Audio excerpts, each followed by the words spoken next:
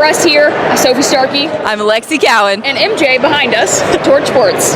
We are just moments away for Tennessee's 5th straight appearance in the round of 32, where they're set to face the number 3 seed, Virginia. You have this plan going into your junior year, and then it comes to the unexpected halt with the injury. What has been the lowest point for you?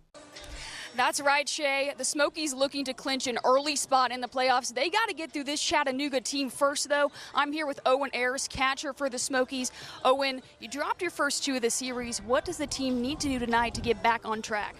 Coach, I spoke to you earlier this week a little bit about Cooper Newman. You said he's a guy whose pulse never changes. How can that help your offense in a close game like tonight? Hey, Rick, we're live inside of Neyland Stadium. Like you said, the Asher Ordinary Golf Classic pre-party is usually on the course, but tonight it's in Neyland Stadium. The Volunteers get it done. 76-62 against Iowa State, the 2 seed.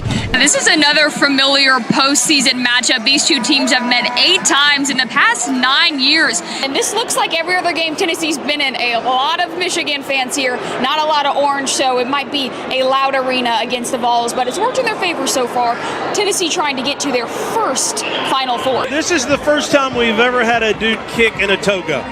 Yeah, that might present a challenge. I don't know if he's thought about that yet, but he's going off of pure adrenaline and hope. And your defense has posted 4 shutouts so far this season. Can you describe what makes them so dangerous? Tennessee drops its 3rd straight Elite 8 game tonight against the number 1 seed in Michigan, 95-62. And this one almost ended in the first half, Alexi, when Michigan hit a 21-0 run. The number 15 ranked Lady Volunteers hit the road this weekend to take on the number 1 team in women's college basketball, UConn. Now that's a pretty daunting task for pretty much every team, but luckily the Lady Vols have successfully navigated this one before. The whole team is on a hot streak, taking series wins against 2 of the highest ranked opponents on the road. Nate Ament having a career high of 29 points, the Vols coming back from a 10-point deficit to win the road match 79-73. I don't know if you've noticed, but the baby powder, it's baby powder night, and it is going everywhere. Every time something good happens, just white smoke everywhere. It's already an electric game. How do your guys stay calm and collected to execute on those big plays? Do you feel like tonight's going to be different? Tonight's going to be different because Tony Gann told me to kick it. Oh, and that means you're going to make it? Honestly, true. It does. Well, let's see if you got it. What are the odds he makes it? I'm not feeling great, Mark.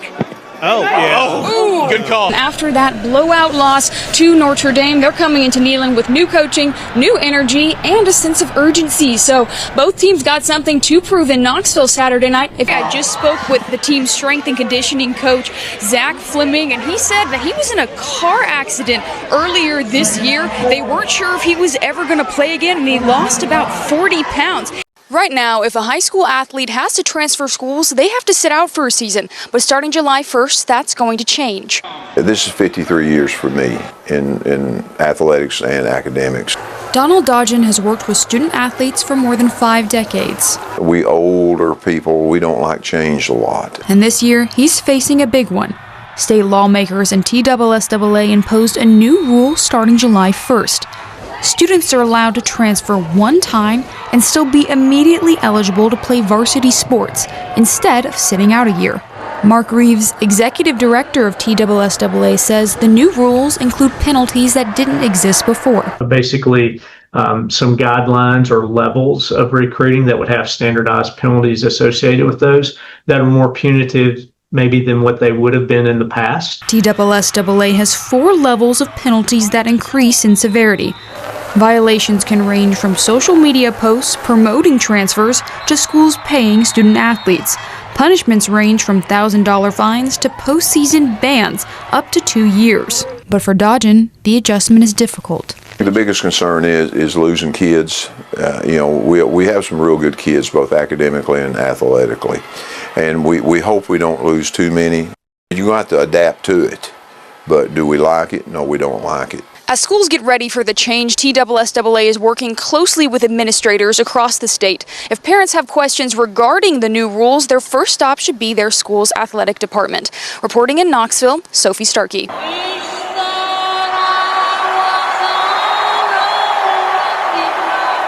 This weekend, a familiar tune will echo through Neyland Stadium. But with a haunting twist. The man behind Spooky Rocky Top is Miles Kredich. He was raised in Knoxville and is the son of Tennessee's swimming and diving head coach, Matt Kredich. When Miles first developed the tune, he had no idea how it would take off. In college, I was scoring for films, doing horror movies, and making really scary sounding music. And one night I realized the lyrics slowed down to Rocky Top would change the meaning a lot. Tennessee put out their dark mode uniforms, and I thought this is kind of a good time to maybe just post it on TikTok and see where it goes, and it went. The whole Kredich family has a passion for music, including Miles's twin brother Ben, who passed away 2 years ago.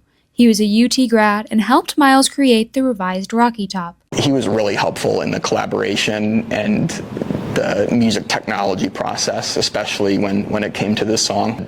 It's roughly in the key of C, which is his favorite key. He was in the stadium that first night that it played. There's a video of them listening, and I just remember he goes, "That's my brother," and like right at the end. And that I wasn't there to experience that accomplishment that I wasn't expecting to accomplish, but I'm really glad he was. And now, a couple years later, hearing the song again brings back memories of his brother and family at Tennessee. I mean, it's kind of a culmination of 17 to 20 years of being musical with him and with my family in Knoxville, with orange as our favorite color.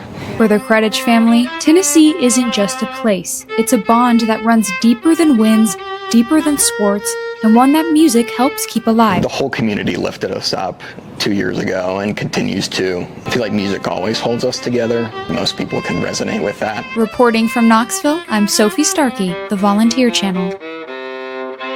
Boo Carter is no longer a member of the Tennessee Vols football team. The decision coming just one day after he was not on the sideline for the New Mexico State game. And Coach Heupel was asked today if he regretted giving him a second chance at all. If you remember back in the summer, Boo was absent for a couple practices. His whereabouts were unknown, but ultimately Coach Heupel said he did not regret giving him the chance to prove he could be a part of Tennessee's culture. At the end of the day, it's our job as coaches to try to help mold these guys, and that's a part of the commitment that you make in the recruiting process and when they decide to come, and sometimes it works out, sometimes it doesn't. In 22 games, Carter recorded 63 tackles and averaged about 15 yards per punt return. He has officially announced on his Twitter that he will be entering the transfer portal. High school baseball players will soon have more choices when it comes to bats.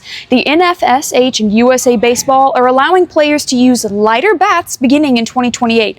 Now, right now, if a bat is 33 inches long, it has to weigh 30 ounces as well. So that is 3 ounces less than the length of the bat. Under this new rule, that same bat now could weigh 29, 28, or even 27 ounces while still being 33 inches long.